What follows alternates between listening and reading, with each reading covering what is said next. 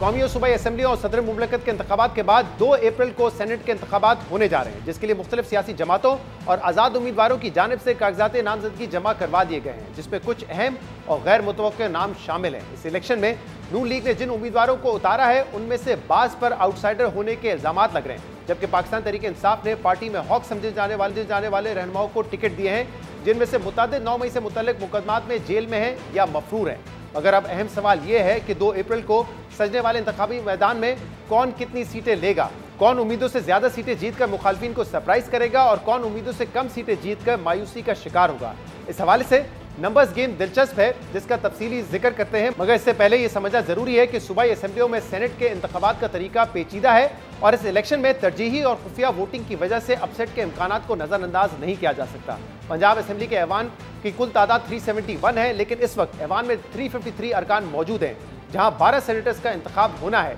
जिनमें से 7 general, 2 technocrats और 2 खवातीन की नशिस्तें हैं, जबकि एक अकलियत की नशिस्त भी है। 353 अरकान के हिसाब से पंजाब में जनरल नशिस्त पर एक सेनेटर को मुंतखब होने के लिए तकरीबन 51 वोट्स दरकार होंगे, जबकि इस वक्त पंजाब असेंबली में नून लीग के 217 एमपीएस हैं और नून लीग अपने 217 एमपीएस में से 204 वोटों की मदद से जनरल की 7 में से 4 नशिस्तें आराम से जीत सकती है। अहम बात यह है कि पंजाब असेंबली से ही वफाकी वजीर दाखिला मोहसिन नकवी ने भी आज़ाद हैसियत में इलेक्शन लड़ने का फैसला किया है और आज़ाद हैसियत में मुंतखब होने के लिए मोहसिन नकवी के पास मतलूबा नंबर्स तो नहीं है, मगर नून लीग के 13 इजाफी वोट और पीपल्स पार्टी काफी समेत दीगर जमातों के वोटों की मदद से मोहसिन नकवी सेनेटर मुंतखब हो सकते हैं। इसी तरह पंजाब असेंबली में सुन्नी इत्तेहाद काउंसिल के अरकान की तादाद 101 है और एक वोट मजलिस वादत मुस्लिमीन का है, यानी अगर सुन्नी इत्तेहाद काउंसिल का कोई रुकन आगे पीछे ना हो तो उसे भी 2 जनरल नशिस्तें मिल सकती हैं। जनरल नशिस्तों के अलावा पंजाब में एक खातून और एक टेक्नोक्रेट सेनेटर के इंतखाब के लिए 176 वोट दरकार होंगे। इस हिसाब से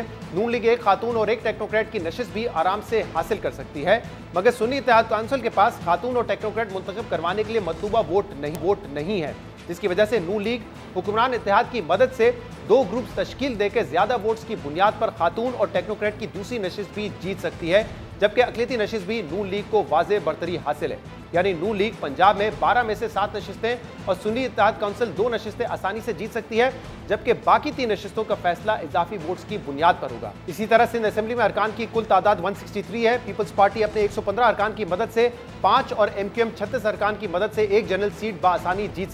सकती है, जबकि सुन्नी इत्तेहाद काउंसिल के 9 अरकान कोई सेनेटर मुंतखब करवाने की पोजीशन में नहीं है, मगर पीपल्स पार्टी और एमक्यूएम इजाफी वोट से फैसल वार्डा को सेनेटर मुंतखब करवा सकते हैं। इसी तरह पीपल्स पार्टी सिंध से 2 खातून और 2 टेक्नोक्रेट्स की नशिस्त भी जीत सकती है।